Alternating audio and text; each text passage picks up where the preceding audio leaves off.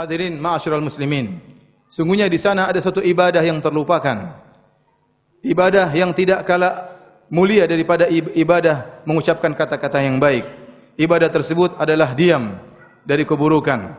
Kata Nabi sallallahu alaihi wasallam dalam hadis yang hasan, "Man somata naja." Barang siapa yang diam, maka dia selamat.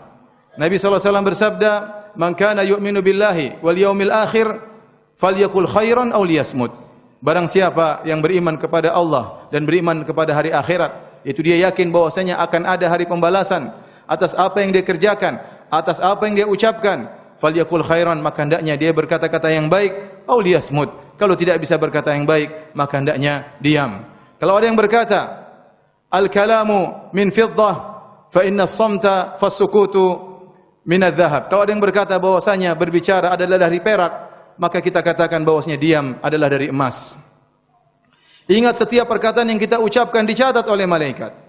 Kata Allah Subhanahu wa taala, "Ma yalfidhu min qaulin illa ladaihi raqibun atid." Tidak ada satu ucapan pun yang terucapkan kecuali ada malaikat raqib dan atid yang akan mencatatnya. Am yahsabuna anna la nasma'u sirrahum wa najwahum bala wa rusuluna ladaihim yaktubun. Apakah mereka menyangka kami tidak mencatat rahasia mereka dan bisik-bisikan mereka? Bahkan malaikat-malaikat kami mencatat di sisi mereka apa yang mereka ucapkan. Di zaman ini, hadirin yang dirahmati oleh Allah Subhanahu wa taala, banyak orang yang ingin berkomentar.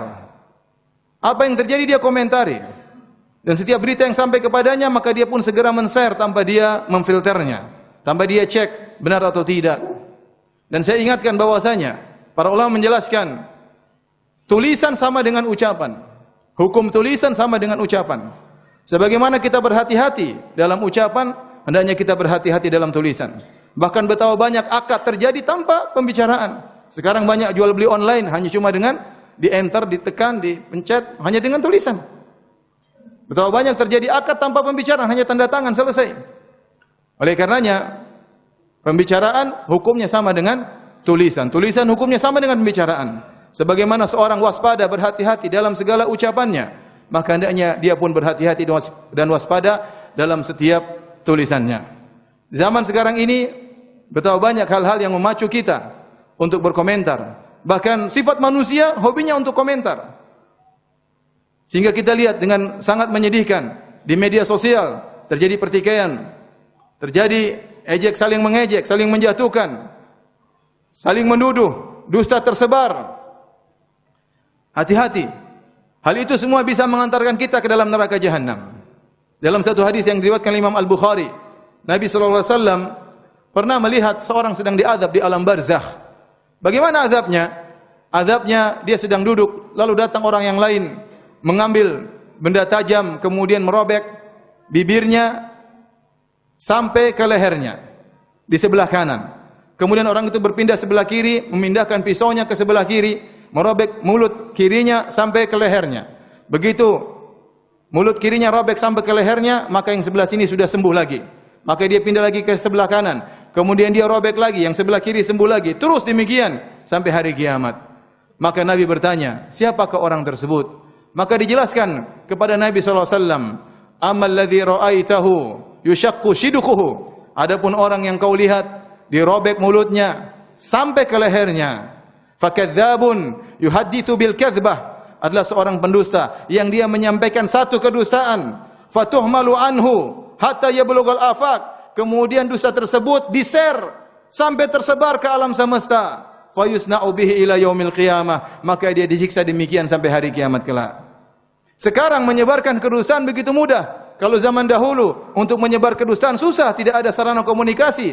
Seorang harus menyewa pendusta yang harus berjalan dengan kudanya atau ontanya menyebarkan kedustaan ke sana sini. Tapi sekarang seorang hanya ngomong dengan satu dusta, kemudian dia masukkan di media sosial, dia masukkan di YouTube, kemudian dusta tersebut tersebar ke sepenjuru dunia. Kemudian dia terjerumus dalam neraka jahanam. Jangan sampai kebencian Anda terhadap seorang pada suatu kaum menjadikan Anda berbuat zalim kepada mereka, berdosa atas nama mereka, yang menjelek-jelekan mereka tidak sebagaimana mestinya. Hati-hati, masa berlalu, kejadian berlalu, sementara segala ucapan kita, segala catatan kita tetap terjaga di sisi Allah dan kita akan diminta pertanggungjawaban di sisi Allah pada hari kiamat kelak. Semoga Allah Subhanahu wa taala menjaga lisan kita dan menjauhkan kita dari hal-hal yang bisa menjerumuskan kita dalam neraka jahanam. Seorang berhati-hati.